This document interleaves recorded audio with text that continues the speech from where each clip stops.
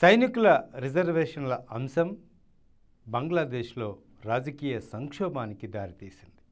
ఇక ఒక ప్రధానమంత్రి ఆర్మీ హెలికాప్టర్లో ఇతర దేశాలకు పారిపోయేందుకు కూడా దారితీసిన సందర్భం కనిపిస్తోంది.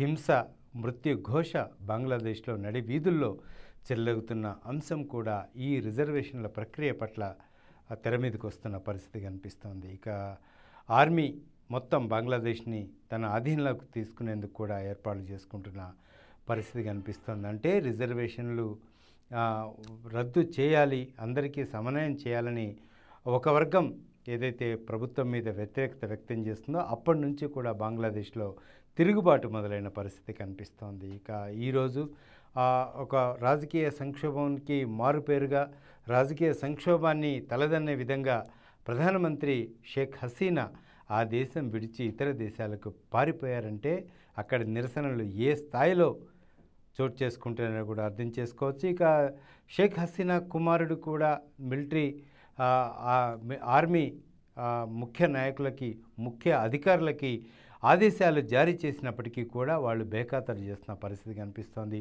చెలరేగుతున్న హింసను అదుపులోకి తీసుకోవాలని చెప్పి కూడా ప్రధానమంత్రి కుమారుడు ఆదేశాలు ఇచ్చినా కూడా ఆర్మీ అధికారులు పట్టించుకోకుండా తమ పని తాము చేసుకుంటూ వెళ్తున్న పరిస్థితి కనిపిస్తుంది.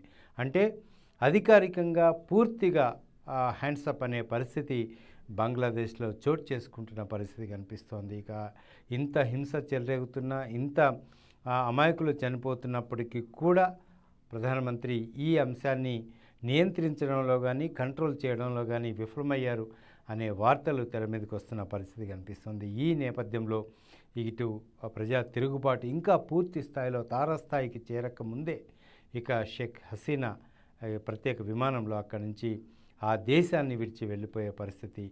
ఇక వెళ్ళిపోయే ముందు ఇటు బంగ్లాదేశ్ ప్రజలను ఉద్దేశించి ఒక వీడియోని విడుదల చేయాలనుకున్నారు. కానీ సమయం లేనందున ఆవిడ ఆ ప్రక్రియ కూడా చేయకుండానే వెళ్ళిపోయారు. ఇక ప్రస్తుతానికి ఆవిడ ఇండియా వచ్చిందని ఒక చర్చ జరుగుతోంది, లేదు మరో దేశం పారిపోయారనే చర్చ జరుగుతోంది. చూడాలి. మొత్తానికి అక్కడ ఆర్మీ కనుక ఇటు అక్కడ పగ్గాలు చేపడితే, ప్రభుత్వ పగ్గాలు చేపడితే ఏ విధంగా ఉంటుంది, ఏ విధంగా ఉండబోతున్నాయి అక్కడ పరిస్థితులు, రాజకీయ ఇప్పుడున్న ఉద్రిక్త పరిస్థితులు చల్లబడతాయా, మళ్ళీ అక్కడ రాజకీయ స్థిరత్వం ఏర్పడుతుందా అనే కోణంలో కూడా చర్చలు జరుగుతున్న పరిస్థితి కనిపిస్తోంది. ఏం జరుగుతుంది బంగ్లాదేశ్లో?